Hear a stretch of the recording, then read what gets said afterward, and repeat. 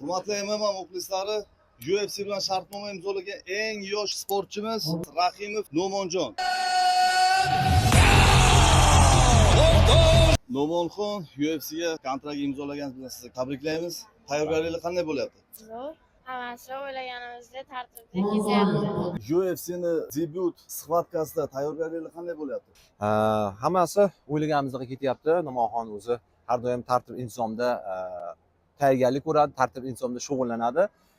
Biz endi UFCga kirganimizdan nafaqat biz, No'monxon, balki ustozlar, butun O'zbekiston xursand bo'lyapti, chunki bu hamma o'sha O'zbekistondagi MMA yosh sportchilarni bir orzusini amalga oshirdi deb bemalol aytaman, chunki bilasiz, MMA UFC eng Ultimate Fighting Championship, ya'ni eng yuqori pog'onadagi yo'nalish, ya'ni liga hisoblanadi. O'shanda No'monxon BJJ yo'nalishi bo'yicha ilk bor SNG davlatida birinchilardan bo'lib 10-11 yoshda kurashadi.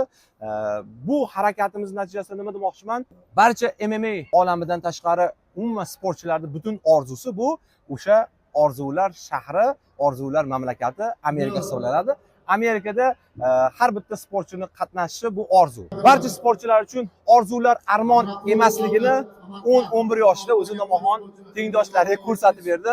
No'monxon sababli boshqa sportchilarda ham motivatsiya uyg'onib, No'monxon qilgan natijani barcha sportchilar qilish kerakligini, qilsa bo'lar ekanligini ko'rsatib berdi.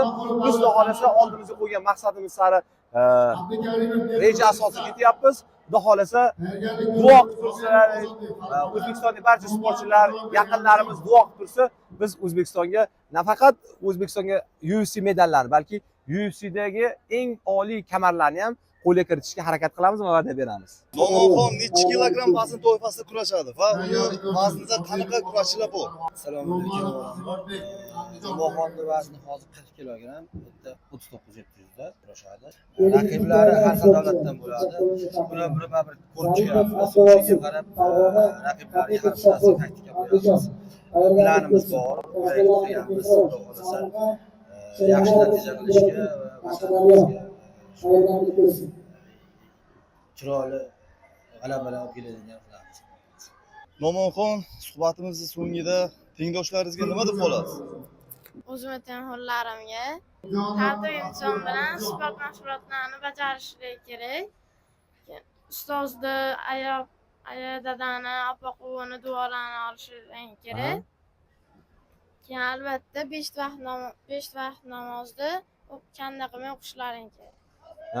Mana shu tavsiyalar bilan o'sha mukammallik, ya'ni o'sha maqsad sari intiladigan lokatsiyagacha, nuqtagacha yetib borish kerakligini No'monxon tengdoshlariga doim tavsiya qiladi va doim taklif qiladi. O'zi ibrat bo'lib tengdoshlariga namuna bo'lishga harakat qiladi.